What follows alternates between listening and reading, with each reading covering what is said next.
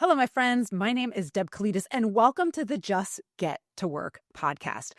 Today, we're going to be talking about stop worrying about everybody else, just get to work. But hey, I need to introduce myself a little bit here as this is our first time gathering. I'm hoping to make this a weekly gathering, 20, 30 minutes of talk, go forth, be able to invite some guests, get some questions from you, and really talk about the experiences that are out there as business owners of what we need to be paying attention to and what we need to put aside. There's so much going on. There's so much opportunity. Let's not get distracted and let's get to work. So, the premise of this podcast, and especially the name of it, is just how many times have you wanted to be in your own business, but simply did not know where to start and how to get there? Or maybe you are in business and you're like, dear Lord, what have I gotten myself into? I need support. I need resources. I need focus. So, with every tool available at our fingertips to learn, connect and grow, the dawn of the internet has been upon us. Now we've got ChatGPT, but being self-employed only accounts for 10% of the population here in the US, when in 1900, 50% of the population of all working individuals worked for themselves. Now, obviously, in 1900, if you wanted food, you might be having to grow it for yourself. If you wanted to, get the blacksmith to be doing something, you had to have a blacksmith. There was no Amazon. There was no mass distribution. But that forced individuals to really find out and dig deep of what they needed to provide for themselves and their families. And so there was no opportunity for fear because it was survival, right? The risk reward was so different. We've gotten into a comfort level of, well, hey, can I leave that job? Can I take that risk of income difference as I'm building this? Do I know what I need to know? And that's what I really want to break through here together because, Just Get to Work is about digging into all of the distractions that keep us from being fully confident, creative, organized, and motivated to jump into the world of being an entrepreneur. And let me tell you, I've been through it all. I'm 47 years old. I live in northeastern Pennsylvania. I have a wonderful husband, two kiddos that are in college. We'll talk about them at different times, turning your teenagers into employees. That's a whole other topic, which is awesome. But hey, I can say I've been through 2 divorces, but yet I'm married to the same man. That's a fun story. Bankruptcy. Oh yeah, that's one that I wouldn't want to repeat, but I'm going to bring the lessons to you. And, most important is our faith, our family, and a heck of a lot of hustle, and so with my family in tow, we currently have 5 businesses in operation. And I want to share with you, the basic need in all of us to stop being pulled in non-productive directions. Because goodness gracious, it happens every day. This is the most productive, non-productive tool in all of our lives in different ways with all the distractions. And we just need to give up the excuses and just get to work. So with that, my friends, let's get going. As I said, the topic today is how do we stop worrying about everyone else and just get to work? Let me tell you, those voices are quite loud sometimes, right? You come up with a new idea or a new way to do things, and who are the first to maybe support you or absolutely tear you down? Family. Aren't they great? Oh, great. Are you sure you want to do that? Or, oh, man, that sounds risky. Or, oh, do you know what you have? It's absolutely insane. And then you go to friends, right? And you want them to be excited for something. And they are the downers of different responses and what's going on. And then you begin to think about competition. Oh man, but I do have the best ice cream recipe, but there's 5 ice cream shops within, a 10-mile radius of me. Do I have things to go on? And then the worst are the trolls and the haters, right? You put something out there in a different way and somebody just slams you down for all that you have and what's going on. But all those things build to voices in your head. And whether you are already in business, oh man, right? All the time, people are judging or looking at you or why'd you do this or how are you doing that? Your customers, right? Don't you love those 1 and 2 star reviews when you've busted your butt with something and then they come back criticizing in some way or another? It's always going to be there. These voices aren't going to go away. So what do we have to do? We have to decide how we're going to take them. We're going to use them to our benefit and use them to our power and energy. So in 2014, my husband and I, we declared bankruptcy. We, at that moment of time, had a standalone restaurant, and we were underfunded. We were overcommitted. Our house was tied up in a personal guarantee. We were behind on sales tax. Don't do that, my friends. It's ugly. And we were in that ultimate situation of looking at each other and going, crap. What do? We are about to lose everything. And so as we went, and of course, you need a bankruptcy attorney, right? So, we start that internet search. We look at the billboards, you'll read you type it in once, and all of a sudden that's all that comes up in your Facebook feed. And I want to say we met with 6, 7 different attorneys, and time again, we'd come out of these offices and I'd be in tears. They were absolutely detrimental to our mental well-being, and being the questions of, well, why did you do this? And what are you doing this? Oh, your kids are in private school still? Or, oh, you're doing this? And this was a moment we were doing everything possible to pay our employees still, trying to drag along the business, support our family, make sure that things were going. And here I was collecting government assistance to afford groceries on a monthly basis for a short amount of time. And it's that moment where my husband and I could have folded, right? We could have totally destroyed our marriage. We could have totally been fighting about money and who did this and who did that, because there was tons of mistakes and mishaps and way too much optimism when we should have been careful. We should have definitely been more cautious about what we did or didn't do. But we understood we had already made the bed. We were already in it. And now what did we need to do to go to the next step? And so we first found that advocate, and that was the right bankruptcy attorney. And so isn't it kind of ironic? I'm telling you, hey, we're going to figure out how to do the best business plan possible, and I'm starting with bankruptcy. Well, it's because we go through things, and this is a core belief, and that we hold our faith, our family, and then everything else is our priorities. What we learned during that time, my husband and I, is we were doing just fine if we were going to end up in a cardboard box. And God bless, we didn't. We had incredible family, we had incredible resources, and we hustled our butts off to get to the next stage of what we needed to do. But those are the moments where that was, what's the worst can happen? Guess what? It happened to us. And we then learned how to do things better, faster, quicker, more efficient. How to ask the right questions, how to weed out the voices of, okay, I understand so-and-so's upset that they heard about this, the family member, but this is our responsibility. I understand that this is going to take a while to regain trust in situations, but this is our responsibility. And so we took that 7 years post-bankruptcy where your credit is shot. I should have taken a screenshot when our credit tanked to like in the 400s. It was just as glorious. It's like, you know what? This is a worldly number that can't have any value in our lives right now. Talk about a voice where, we had to turn in our cars because they were all attached to everything. And then we had to go to the car lot to get a vehicle. And the interest rate was like 80 billion% and it was used and all this kind of stuff. But you know what? We didn't care because we knew we had a plan. We knew we had a purpose. And our vulnerability allowed us to grow all the stronger that we have. We all have these stories, right?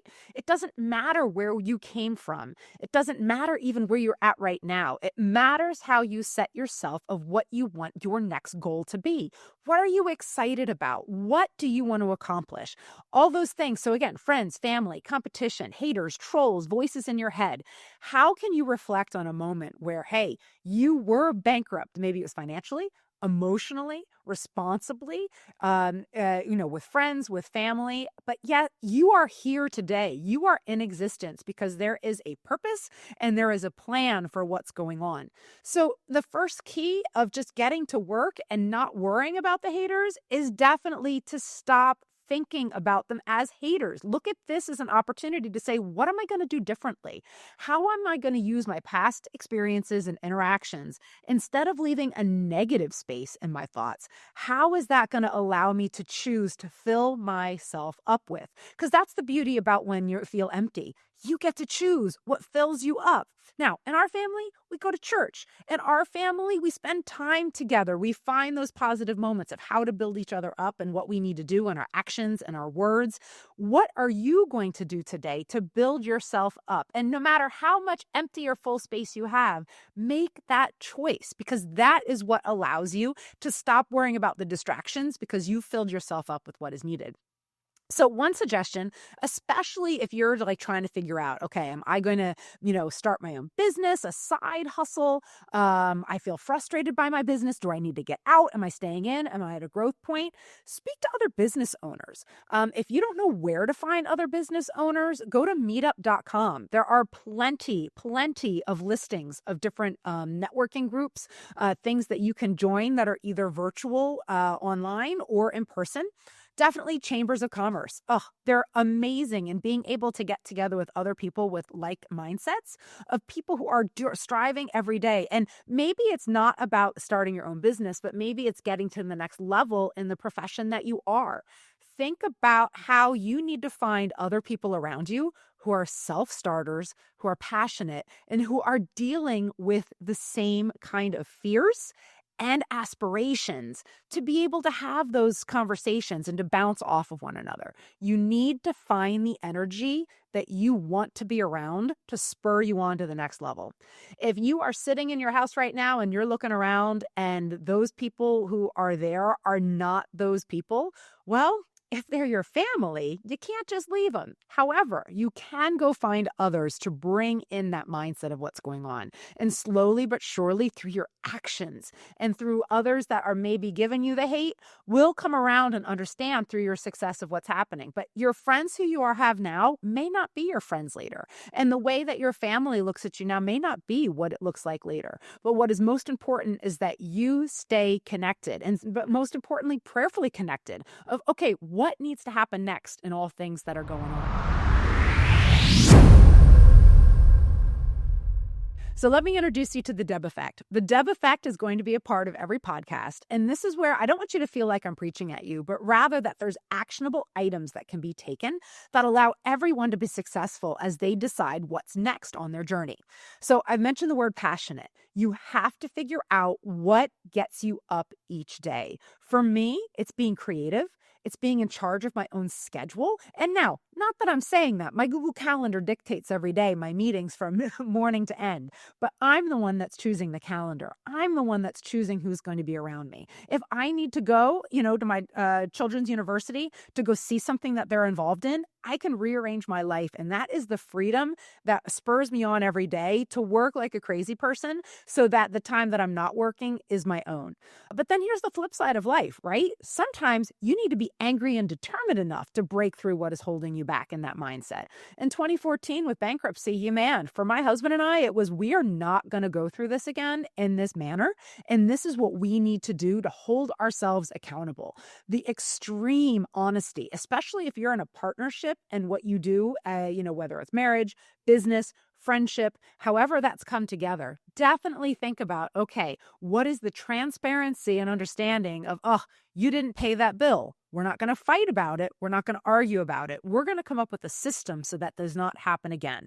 Oh man, we missed an opportunity. Well, who wasn't paying attention? Again, we're not going to fight about it. We're not going to argue about it. How do we come up with a system so that those things are not missed in all that happens and goes on together? You got to be determined enough to break through what is holding you back so that you can move ahead with all that you can be possible. You got to be determined enough to break through what is holding you back because there is so much opportunity in what you can do and how you can do it with what's ahead. So are you still frustrated? Are you still like, Deb, I'm not buying this. I don't know. I've just met you. I've come across this podcast. Not so sure so far. There's always two questions I ask. So, all right, like this podcast, like I said, it's been on my mind forever. Here are the two things. What is the worst thing that can happen? If I take action or if I do nothing, right? The absolute worst thing that can happen between you and me today is that you are the only listener and that, hey, that's there. But you know what? You as the only listener might have some crazy connection that posts something on social media and all of a sudden there are more listeners and ears coming in. But the worst thing that can happen if I do nothing is you and I never had the opportunity to be introduced to one another in this great manifestation of the digital world that we live in. So whatever your decision, so maybe you're like, man, I'm really crafty and I want to start something on Etsy.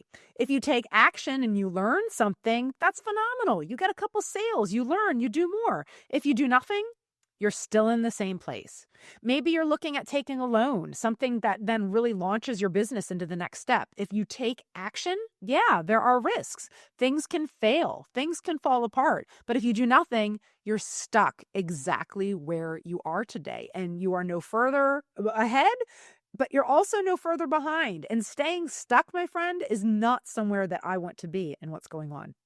Because the world is going to tell you straight up, right? Go learn more, invest more, be safer, find more resources, keep thinking. These are all things that can hold you back if you are not looking at them correctly. And don't get me wrong, I can show you over here. I've got my books. This is just one of my bookcase. I attempt to be an avid reader and listen to other people and garner ideas. But I don't want to be stuck in paralysis of just keeping thinking and keeping going. I want to actually do something. So this is where it gets into the Deb investment of just get to work. Are you standing on the sideline or are you getting in the game? Because it's perfectly okay to look for more resources and to learn more. Definitely, I would not go be a heart surgeon unless you've gone to medical school. I would not go be a educator of children unless you have experience in that way and certain certificates and things. But if you're talking about, hey, you know what? I think I can make the best damn falafel that's ever existed, and I want people to, try and explore. Maybe you're not going to start with a 5-star restaurant, but maybe you'll start with something at the local fairground, and oh my goodness, you learn and you get to be what's doing there. It's not about looking for the path of least resistance. It's looking for what is possible to test things out to get on solid footing. I talk to so many working professionals that are always talking about, Deb, I don't know how you do it. You and your husband have 5 different businesses. You're running around like crazy people. It looks like so much fun, but it's so much work. But yet I see their value and the reward. I just don't know how to take the first step. The first step does not have to be gargantuan. And most often, it's just one small purposeful step that leads to giant moments of impact. The stories are out there, right? Where did Amazon start? In his garage. Only selling books, right? Colonel Sanders was in his 50s, I believe, before he sold his first piece of chicken. All of these things are very, very minute that get into a big impact of what's going on. Start to talk to an entrepreneur about where they started and where they've gotten to, and ask them if it's a straight line. And I don't know anyone that can tell of any straight line in any way. It's always a zigzag. There's often a cliff they fall off on, but that's how you learn. Unless you're making mistakes, unless you're prepared to make mistakes. And don't get me wrong, I understand. You need to feed the family. You need to pay the mortgage. You need to have health insurance. You need to make sure that you're not going to be destitute when you're retired. But where is the opportunity to say, if I don't take action today, what is the bigger risk if I do take action? So because this is my first podcast here, I don't have an audience. I don't have any questions from anyone. So for the next few recordings, I'm just going to take a prompt to ChatGPT and we'll see what it spits back and we'll see how it goes. So today's ChatGPT prompt of the day are, what are the top 10 questions of new business owners? This was interesting, right? So I do my little thing and I love when ChatGPT's like, that's a great question. I'm like, you're a bot. Don't try to flatter me. So 8 out of the 10 questions were logistical. Should I do an LLC or an S Corp? What type of funding? Should I self-fund or bank fund? What kind of permits do I need? Those are all logistical. Logistical is, hey, a quick afternoon where you're, calling your local municipality, or, you're doing some research about things, or you're finding a business lawyer or an accountant that can give you advice. What was fascinating were the 2 other questions, right? One was about the type of business to start. That's important, right? Is there a market for it? Do you have a passion for it? Are you going after something because you do make the best brownie in the whole world? Or are you going after something because you see an opportunity in tech and you know how to do it? It all depends. The last question was, how do I hold on to work-life balance? I was like, what? If you are seeking to be an entrepreneur and that is your first question about holding on to work-life balance, I would so encourage you to change your perspective. Being an entrepreneur is not about a work-life balance, but rather, how do you bring work and life together to enjoy, to prosper, to, teach? My children probably from the, grades of 3 to 6 watch way too much Netflix. But guess what? They were with my husband and I in our restaurant, or we were at their sports field while on a phone call, or, writing back emails. No matter what happened and what took place, we were doing it together as a unit, and they followed that. And by the age of 9 or 10, they were running registers. They were coming along with us. They understood that, okay, mom and dad are doing something different here, and this is going to be a little bit more of an adventure of what's going on. But that was our family.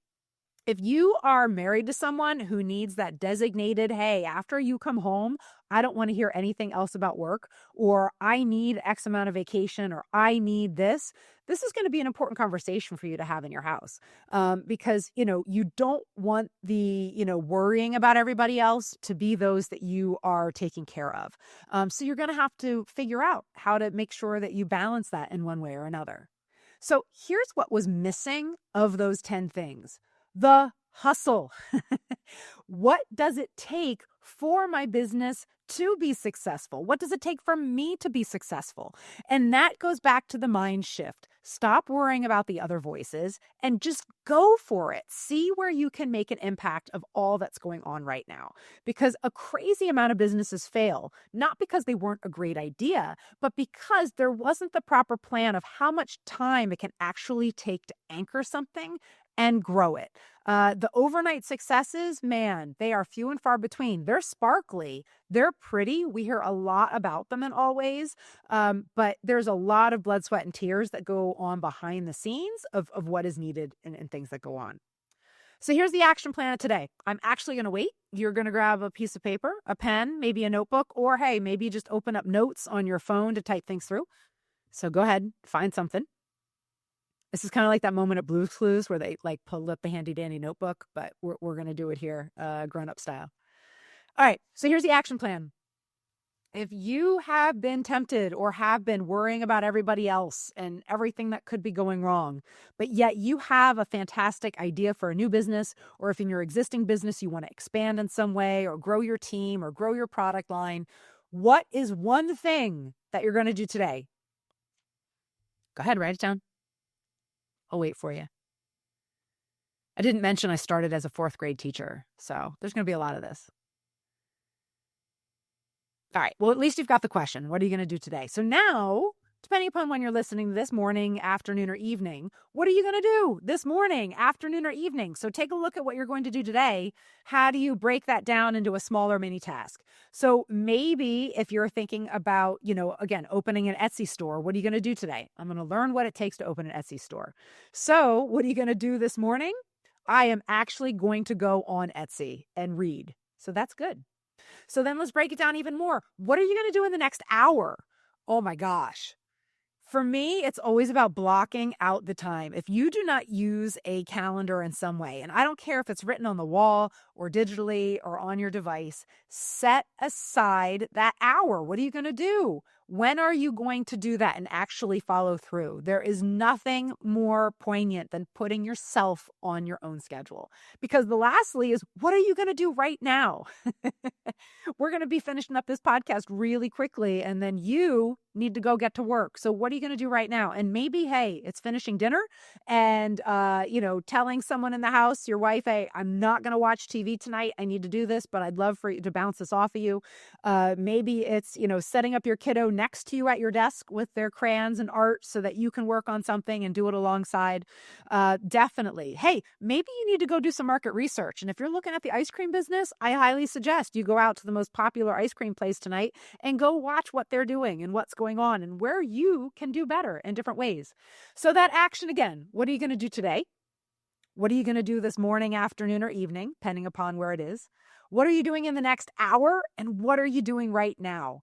And this is what you are going to rinse, wash, and repeat every single day and multiple times a day. When you find yourself wandering, if you find yourself in a doom scroll of what's going on, how do you change that mind shift into something else so that you have it? So here's the thing, my friends. When you focus on the plan, there is no time for any of the negative voices. And what begins happening is more excitement and more energy and more opportunity. And that then leads to something that others want to know more about. As my husband and I reflect upon 2014, which was goodness gracious 11 years ago now, again, highly don't recommend declaring bankruptcy if you don't need to. But would we do it again, knowing what we learned and all that we were able to accomplish to get to today? Yeah, because we have this ridiculous high risk tolerance now that allows us to move forward, not without a care, but with a purposeful consideration for the decisions that we make to know what is possible and what is not possible as we go along. So I hope that as we get to know each other, my goal is to try to provide immense value, some interesting stories, some free resources that definitely I'll be building on the website as you see the link down below wherever you're watching this. Find me on YouTube, hit that subscribe button. That so helps me in all ways. And then I do also want to build a library of help that I'm spending extra time on developing so that you can succeed faster. So, all right, my friends, Deb Colitas here. God bless today. Reach out to me at any time at info@focuspointcom.com. And that's com with 2 M's. And yeah, I look forward to seeing you next week. And hey, just get to work. I'll see you there.